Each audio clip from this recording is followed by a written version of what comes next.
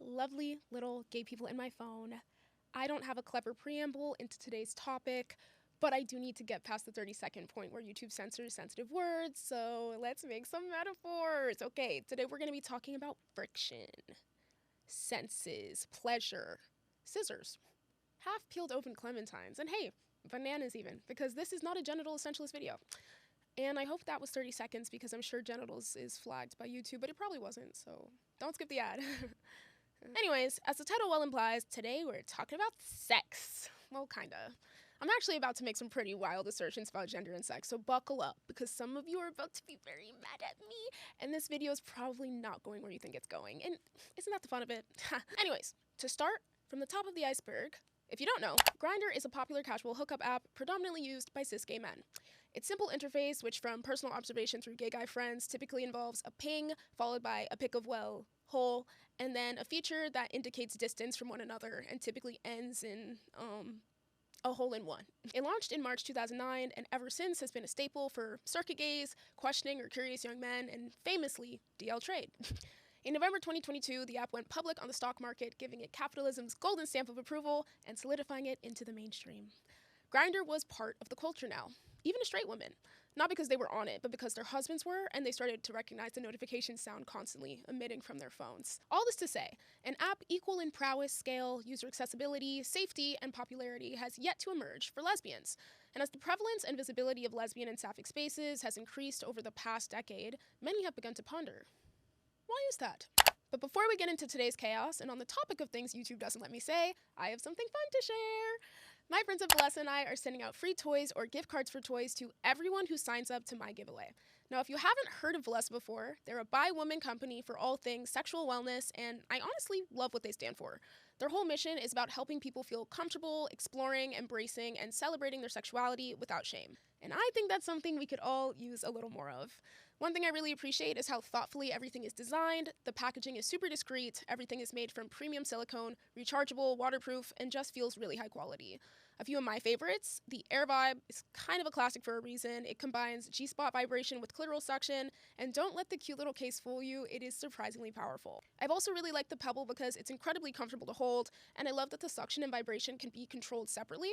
Plus, there aren't a million annoying pattern modes to click through, and if you're someone who likes a little more variety, the Thump is really unique because it combines vibration, suction, and this pulsing thumb sensation all in one toy.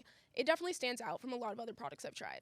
If you're shopping around, another thing worth mentioning is their warranty. Every Valessa toy comes with a 1-year warranty for defects or product malfunctions, and even after that, they have a 10-year quality warranty where they'll give you 50% off a replacement if you ever have an issue outside that first year. And they also have options specific to the sapphic and broader queer community, a collection of toys and accessories designed for different bodies, identities, and ways to play, which I think is really cool to see. Also, this is completely optional information, but I have to mention it because it's adorable. If your pet destroys one of your toys, Valessa's official policy is to actually replace it if you send them a picture of your pet. That might be one of my favorite customer service policies I've ever heard. So sign up for my giveaway now. The link is in my description and pinned comment. And thank you so much to Valessa for sponsoring today's video. Now, I'm of the opinion that the lack of a lesbian Grindr is a multifaceted situation with a collection of valid reasoning behind it. Why is there no lesbian version of Grindr? Someone said there should be a lesbian version of Grindr called Scissor. Do y'all think this would work? Immediately my thought was, no, lesbians don't hook up like that. Lesbians are too busy U-hauling, pairing off in couples, buying cats. I think we've all heard the phrase, good in theory, but not in practice. I feel like we do not currently provide an environment for a lesbian Grindr to thrive. Because think about it, guys. While gay dudes are on Grindr putting top and bottom in their bios, lesbians are over here having discourse about stone tops and pillow princesses and wearing the strap, etc., etc. Constantly trying to do like some sort of moral purity test on each other, trying to play the lesbian Olympics constantly. Like, obviously, if you create an environment where women are made to feel even more ashamed and made to feel even more like they should hide their schmexual desire, if you make them feel like that, then obviously we aren't going to have a lesbian Grindr. But before we get into the why of why there's no lesbian Grindr, we have to understand the fact that there literally is. To name a few options, there's Lex, Tammy, the Her app, Sapphire now. There's a couple, honestly. And they all offer different things, but you can kind of get the same things out of them. And there's a reason for that.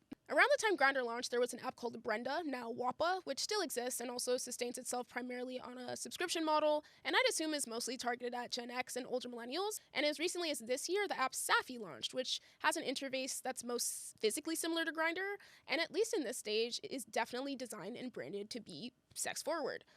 But most notably, though, we have apps like Her and Tammy, though I'd group them closer to a Tinder than a Grindr. Definitely structured so casual hookups are an option, but also so that love is pretty much equally on the table. And maybe honestly, that's just how lesbians are. But we'll get there. A 2018 interview between fashion writer Pahol Baines and Her app's founder, Robin Exton, notes that the intention around the app was a somewhat sapphic response to the success of Grindr. She states, what Grindr did brilliantly was understand what is that thing that both guys are looking for and optimize for that. And what we're able to do with Her is look at what women are looking for and optimize for that. We actually did a story with Grindr to compare how people use Grindr versus how they use Her. Some of the big differences we see are in messaging. For guys on Grindr, the average length of interaction is somewhat around 3 messages or something like that. And this is like a really brief/quick summarization of a collection of attempts at sapphic-specific dating apps over the past 2 decades. There's definitely a whole lot more, and there's definitely a whole lot more to say about how these apps developed, how they sustain themselves, how they function, and how they've evolved. But I think bringing them all up is really just to substantiate my thesis that none of them are Grindr. And I guess now is a good time to make the distinction between Grindr and Tinder. No one says, why don't we have lesbian Tinder? Because as I've just explained, we do. What the dykes are asking for is sex. We want a sex app. And multiple people have gone out, gone funding, gone users, gone marketing done to make a lesbian sex app, as I just explained. And what we keep finding is not that no one's making it, but that no one is using it. At least not like that, for the most part. For once, dare I say, for the first time on this channel, I don't think the issue here is capitalism beating down on us and cruel venture capitalists sneering their noses at the suggestion of a lesbian sex app.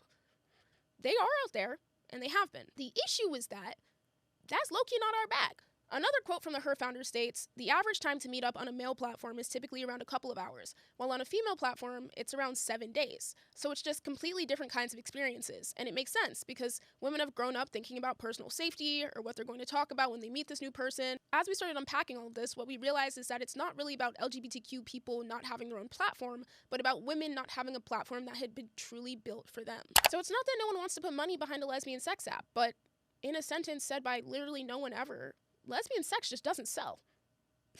Man, that don't even sound right. Now that being said, lesbians do in fact have casual sex. Have you ever been talking to a straight person and mention a casual hookup and they're like, oh my god, you guys do that? Like, there's a narrative in heterosexual society that lesbians do not fuck, and like, we do. Lesbians have just as much capacity to hit it and ghost as any heterosexual man does. Many such cases. We just also happen to have an extended capacity for signing a lease, adopting a cat, and doing a blood pact with someone we met 6 months ago.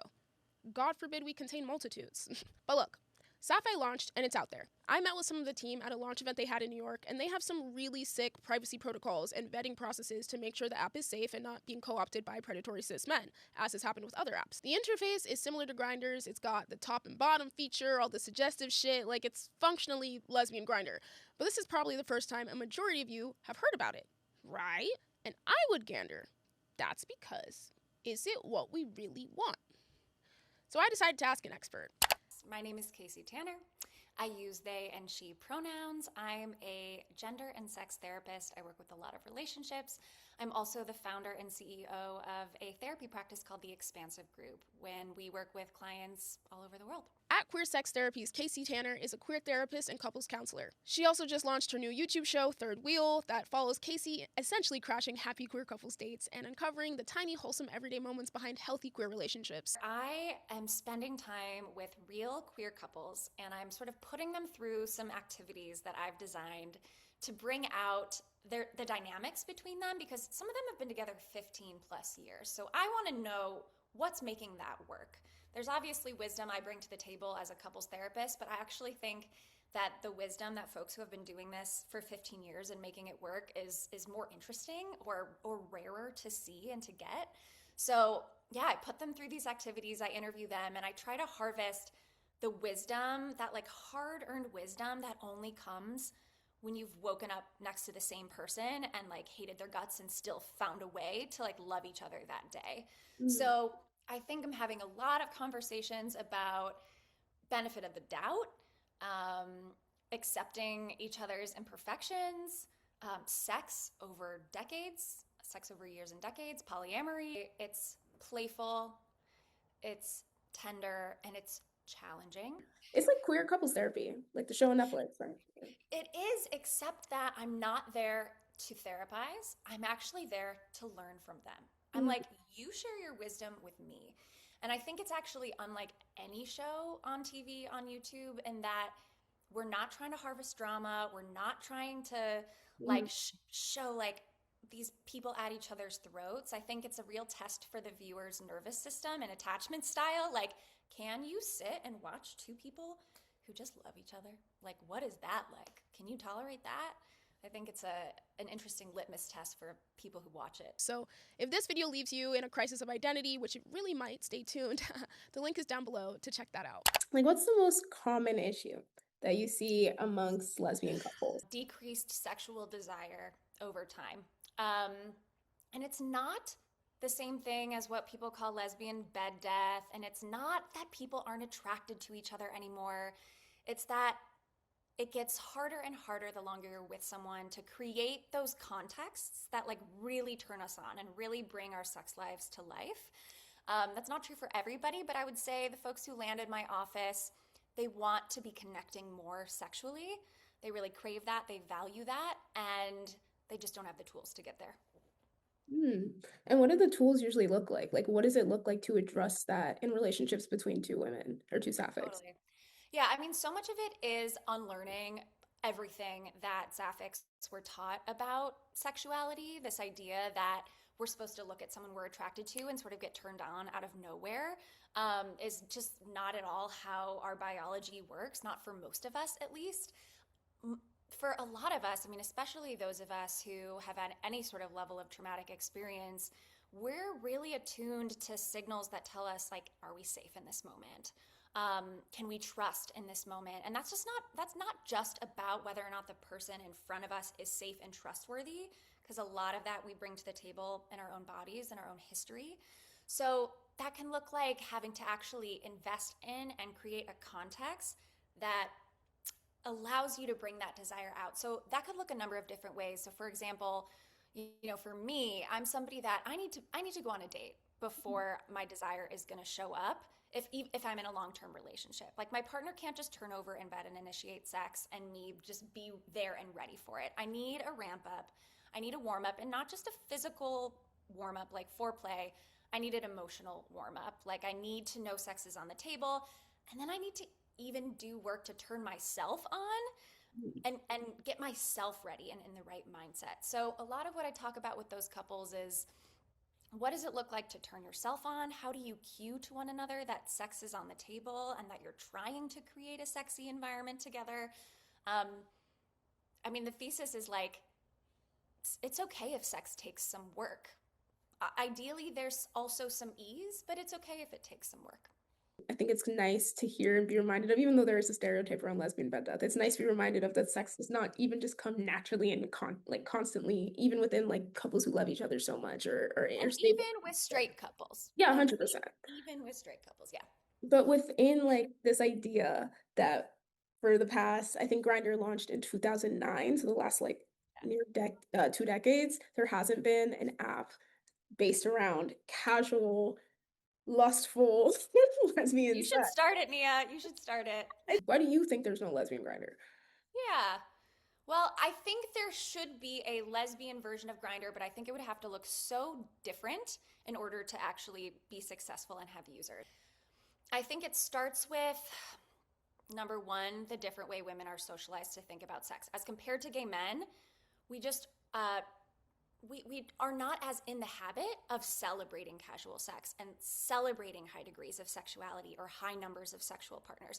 It doesn't mean there aren't those of us who have that and who do celebrate it, but generally as a culture, we're not out here celebrating it in the wider sapphic community. But I also think it has a lot to do with the way that queer women do community, namely that we have what are called these like multiplex relationships. Meaning, as an example, you know, my ex is currently my friend, who also helps edit my resume and walks my dog, right? There are these like several layers. And, you know, I see them at the climbing gym. You know, there's these 5 touch points, right? So I think when lesbians are calculating whether or not to have casual sex, they have to like crunch the numbers and decide, you know, are the potential relational community consequences worth it? Because chances are I'm going to see that person at a protest, and maybe that's great and fine and fun, or maybe that's actually like not how I want to foray into this kind of dynamic. When we do have casual sex, we're much likely to do it with people who we do share some kind of space with, like that person we've like made eye contact with at one of the 3 queer sapphic dance parties, right? Or yeah, that person in our book club. I don't know that, you know, gay men would necessarily define like a one-night stand with someone in book club as casual sex, but I think sapphics might. So yeah, I think there could be a Grindr, but we'd have to, you know, it would not be enough just to sort by geography. I think we need a little bit more information, more context, more signals of like safety and trust than just like a neck down nude picture. I think for many of us to feel really excited about that. Also, that women weren't cultured to have a ton of audacity and boldness when it comes to initiating a sexual encounter. Now, some of us do. We've met those lesbians, and more power to them. God bless them. But a lot of us really struggle with that. We struggle with this idea that if we come on strong, that we might violate somebody in ways that maybe we've been violated.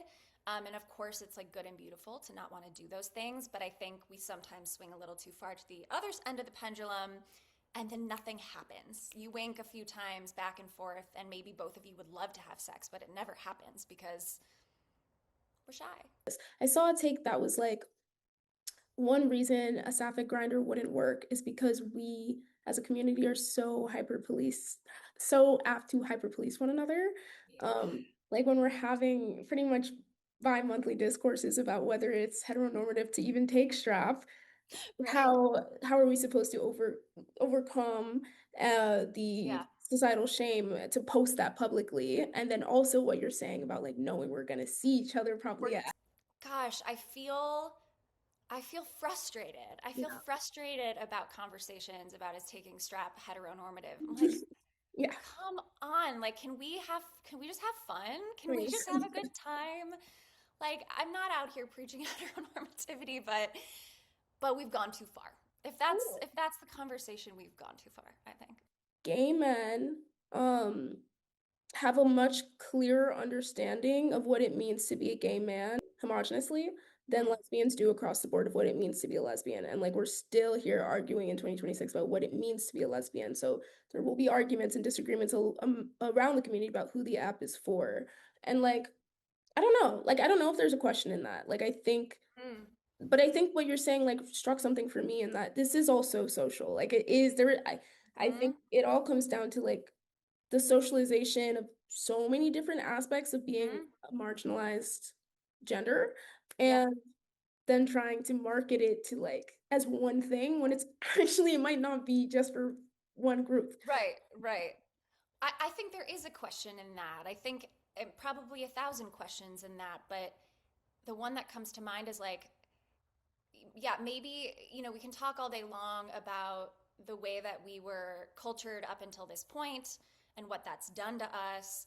But maybe the more interesting conversation at this point is what we're doing to each other, and what it would take, like what kind of tolerance we'd have to build for a diversity of perspectives, a diversity about a way of going about sexuality within the lesbian community, and how we could get out of our own way so that we can celebrate the people who want to be on that app, and we can make an individual choice to not, if that's not for us. Of course, in that interview, and overall, I'm speaking super generally here. Famously, everyone is different. And of course, there are some lesbians out there who would move through that shit like a bowling ball in a waterfall, you know? But to be honest, the people who would be doing that on a lesbian sex app are already doing that, just like in real life. Lesbians do, in fact, have casual sex. But by virtue of not having an app come to prominence to meet those ends, for reasons I will soon theorize on, country girls had to fucking make do. We figured that shit out. We have party series, gay clubs opening across the country, and apps that you can use to have casual sex, if you so choose. Gay men want hole, so they post hole and find hole. Easy peasy. I would gander that most sapphics do actually want to talk to someone before having sex with them, because of socialization. Now this is where we enter the rabbit hole, fellas. Buckle up. So, if you don't know, Bitnia got canceled on Twitter last month. Everybody say, aww. So what had happened was I posted this TikTok. Mind you, my TikTok is where I dump random bullshit about my life. Follow me. There's some really fun stuff on there right now. Someone I made a video about almost a year ago started randomly harassing me last month after trying to hack my YouTube account. And then completely unrelatedly, a DJ I platformed threatened to jump me. Never a dull moment. Follow me. But unfortunately, this discourse was the worst of my recent TikTok stint because more than I hate being misunderstood, I hate it when you guys are mad at me. Damn. But anyways, like 3 weeks ago, I posted a video discussing the definition of lesbianism, which has long but also silently been debated. I would say the general worldwide consensus amongst lesbians is that sometimes we just define the word differently. God forbid. But TERFs obviously would say it's a woman born with a vagina who is only attracted to other women born with a vagina. Female for female relationships, if you will. And like, okay, I don't think that, but okay. Enjoy your binary vanilla version of queerness. Leave me alone and have a nice day. Others more close to my sphere would say it's non-men attracted to non-men. Though I do agree with the pushback that the definition of lesbianism shouldn't necessarily center on men, but nonetheless, it communicates the applicable idea. The idea I introduce, and walk with me here, hold my hand, was people assigned female at birth and women exclusively attracted to people assigned female at birth and women, obviously including trans women. Now, after engaging with some of the discourse, I would expand it further to also include trans feminine non-binary people, but I think my point is clear. Essentially, it's people with some experience of womanhood attracted to people who also have some experience of womanhood, regardless of if you identify as a woman or not. Whether we like it or not, the connecting factor of lesbianism is some lived experience of womanhood, coming or going. Trans mass dykes who use he, him pronouns but were assigned female at birth. Trans femme dykes who use she, her pronouns and were assigned male at birth. All of this gets encapsulated if we can just agree on what I feel is the substantive truth, that the connecting factor is womanhood. Now, to some of you, this may sound obvious, and to some of you, this may sound turfy. Let me explain. But let's start from the beginning. We've all heard the phrase, gender is a social construct. Yes, it's become buzzword soup at this point, but to me, it is something I wholeheartedly believe. That's not to imply it holds no weight or gender is meaningless, just that the weight it holds is socially constructed. It is not innate. Mind you, I define womanhood as essentially just the lower social class under patriarchy. That's all that word means to me for real. Like for myself personally, I don't really feel that connected to my womanhood by any means. I feel like my gender is femme dyke. But I'm perceived as a woman and typically fine being referred to as a woman regardless of how I actually view myself because honestly it's easier. Oh, the woes of being a she-they. That being said, gender is something prescribed and defined by humans. Sex characteristics, genitals, whatever, are innate. They do exist in nature. They do exist in science. What TERFs believe is that those two things must be equal. That if you were born with a certain sex characteristic, you must adhere to the social rules designated for your corresponding gender. Now, that is where I take issue. And to be clear, I'm not just talking about trans people here. I'm talking about all of us. Because I did get feedback from some trans femme lesbians on my TikTok who were like, why are you in trans people's business? And I'm like, one, we'll save my nuanced experience of my own gender for another day, please. And two, because all of our liberations are actually inherently tied. Like when a huge facet of the concept of womanhood is being subservient and useful and available to men, that means that all lesbians innately have a skewed relationship to womanhood, even if they are cis. Womanhood as a gender exists in response to men. Like at least within the patriarchy, that's literally how it functions. So if you know like men, what does it even mean to be a woman, you know? Everyone will obviously have their own personal responses to that question, but the existence of lesbians in and of ourselves makes that question unavoidable and central in our community. All our liberation is inherently tied is another phrase that's kind of become buzzword soup, but it is actually true. Because when TERFs or any transphobe implies that sex and gender must mean the same thing, and that the sex characteristics you are born with on your body inherently must dictate something about your identity, they are substantiating patriarchy. Lesbians are fundamentally opposed to patriarchy. They are saying there is something preordained, pre-administered by biology that excludes people from a group that is fundamentally socially constructed. And that is my issue. That's my point.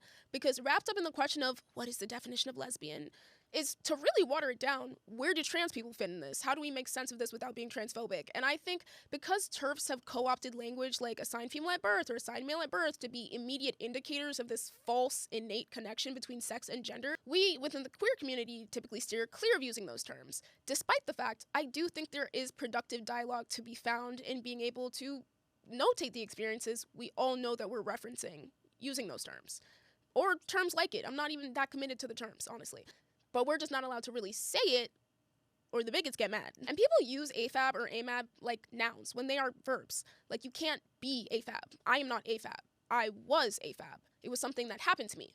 But people use them like placeholders for man or woman, typically before they're about to imply something deeply transphobic. And at its root, this is problematic because the terms emerge to be used within the context of intersex people, right? As in people born with unique or varying sex characteristics that do not easily fit under the umbrella of male or female. So thus, AMAB and AFAB emerged as terms to signify where doctors or families decided a baby should be socially slotted at birth, when the typical indicators were ambiguous. Thus solidifying my argument that yes, AFAB and AMAB are about the big S word, socialization, yes. There's a huge discourse around people saying trans women were socialized as men, trans men were socialized as women, and typically responses will be, no, trans women were socialized as trans women. It is a completely unique and different experience to be slotted into a gender construct that you cannot embody. Thus, they are not comparable. And my perspective is that I think every person on Earth has a unique relationship to their gender and socialization. And that same rule should apply to trans people as well. I've met trans people who are like, I was a girl trapped in a boy's body. And I've met trans people who are like, no, I was a boy. That was boy me. He wasn't happy, but that was a separate part of my life, and I honor that lived experience even though I no longer identify with it. Both are valid. Both are completely fair. And it's important to note that socialization does not imply you accepted or enjoyed or thrived in the role that you were forced into. Your socialization is contingent on how you were perceived by other people. The societal expectations placed on you, not how you feel about yourself. I'm sure there are plenty of trans women who never fucked with any of that boy shit from birth, had only girlfriends, and were wearing makeup at a young age, doing traditionally feminine things. But nonetheless, people still perceive them as a boy doing girl things. That affects your socialization. And it's not right by any means. God forbid everyone just gets to live their life, but that is the paradox of patriarchy. That's how it works. But what does gender mean when you're not attracted to cis men? How does that redefine gender? What does it mean to exist in a culture rooted in that? And that's what lesbianism is to me. It's a new world, one that deconstructs the expectations of gender and creates a community around that idea. And I'm not going to base my definition of lesbianism within the confines of the patriarchal women who like women concept, so it's understandable and consumable to straight people. That's not the point. That's not my lesbianism. Famously, gay men don't stray much outside the patriarchy. Notice how exclusionary their spaces are, even to one another. Body type or sexual preference or race, the common gay scene in any major city is probably upkeeping an incredibly rigid barrier for acceptance. Like, they're low-key mean to each other over there. Not that we're that much nicer, but... I also heard feedback on my take that lumping trans men in with other people who are AFAB is reductive to their masculinity, and I'd argue why. Why would having a lived experience of some women make you less of a man? If we are aligned on the idea that gender is socially constructed and not contingent on the sex characteristics that you were born with, why would it be reductive to who you literally are to be grouped in with people who had some shared experience with you, even if that experience landed you in different places? And people also push back on my use of the word experience because famously, everyone is different. But I think that's disingenuous, to be honest. Like, you know what I mean because it is true. We live in a deeply gendered society, and your life experiences will 100% be impacted by the gender you are perceived as. Like, I could just stop identifying as black, but it is not going to change the fact I am living the experience of a black person because everyone else can see me. And I know that there's a lot of harmful conversations that have happened around comparisons between gender and race, and obviously they're not one-to-one. But again, I'm talking about exterior perception and not about anything that has to do with the individual validity of any one person, just how your body is interpreted by people around you. Against your will. Not your fault. My point is that it is disingenuous to assert that we must completely disregard socialization so that we don't validate TERF's argument that being socialized as something must make you something. Because one, it doesn't. It's literally just something that happened to you against your will. And it's okay to say that. Your validity is not contingent on your socialization. It doesn't matter what you were socialized as. If you're a woman, you're a woman. If you're a man, you're a man. If you're nothing, you're nothing. It's that simple. And two, because it's respectability politics. Orienting ourselves and our language to placate the oppressor is not praxis. It is not liberatory. It is submission. It is rooted in fear. And honestly, it is really valid to be scared. That's an argument I can empathize with. But shit is actually only going to get scarier. Like, look at our current administration. And if we keep trying to play into flawed patriarchal logic instead of deconstructing it and challenging it, how do you say, we're cooked? Like, what happens if a TERF says, yo, we're socialized as a man? And you reply, so what? What then? Like, the argument topples because the logic is innately flawed. So why bother entertaining it? All gender really is social classes under patriarchy with attributes attached to it. That's all it is. There's a higher social class, that's the strong leaders, and there's the lower social class, and they're the emotional servers, and that's like the easy way to describe what we all know damn well is going on. If we, the queer people, stop playing by the rules of the patriarchy, which most of us, I'd assume, have already acknowledged does not serve us, it is not diminishing of someone's manhood or womanhood to acknowledge they were socialized within one class or the other. Thus, and now I'm on a hot take tangent right now, but I do think it makes sense for a lesbian to be attracted to some hypothetical trans man. Not because she secretly sees him as a woman, but because she probably sees him as her partner, who she loves, who she understands the nuances, complexities, and foundational aspects of in a deeply intimate way. So yes, they may be a man, they may be transmass, they may have a complicated relationship with their masculinity, because being assigned female at birth does not make you less of a man. Gender, sex, not same thing. But that also does not erase the whole part of their life where they were in fact socialized as a woman. And they don't have to identify with it, they don't have to like it, they don't have to feel any connection to it, but it did happen. And I don't think it's wrong to acknowledge it happened. It only feels wrong because TERFs tell us that socialization or sex characteristics are a qualifier for gender. And they're not. Being assigned anything at birth that in turn defines the rest of your life, in my opinion, is unethical. We should stop doing that. That's insane. And it doesn't serve literally anyone, cis or trans. Men aren't allowed to cry. Women aren't allowed to wear little skirts. Shit's fucked up. God forbid everyone gets autonomy. But that's just my hot take. But that's not the reality. That is not the world we live in. And I don't think it's wrong to acknowledge that. You got socialized. That probably shouldn't have happened to you, but it did. And while those experiences do not define you, they did shape you. And that is allowed to orient and influence your attraction. And same goes for trans women. Just because you were assigned male at birth doesn't mean anything. It does not get to dictate your identity. You are entitled to self-determination. If you're living it, that's the thing. That's the thing, in my opinion. That's all it takes. And as much as the world will constantly attempt to deny you of that right, it is your right. But anyways, by virtue of that shared experience, womanhood, there is a mutuality that encompasses lesbianism as two people in love or lust who are both oppressed on the basis of gender. All this is to say, when it comes to lesbian Grindr, that's the thing. It's socialization. And I think we all kind of know that, but because of the nuances of gender and identity I've just outlined, it's like really taboo to say that, but I think it's true, to be honest. Men are socialized to conquer, to be gratified, to be entitled. It's about reward, and that's why Grindr. It's literally that simple.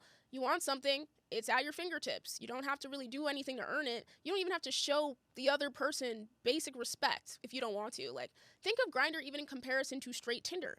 I'd gander that most heterosexual Tinder hookups at least have like a drink before getting down to business, you know? Like, go to a bar. But Grindr have these men meeting up in public restrooms and shit before even getting a first name.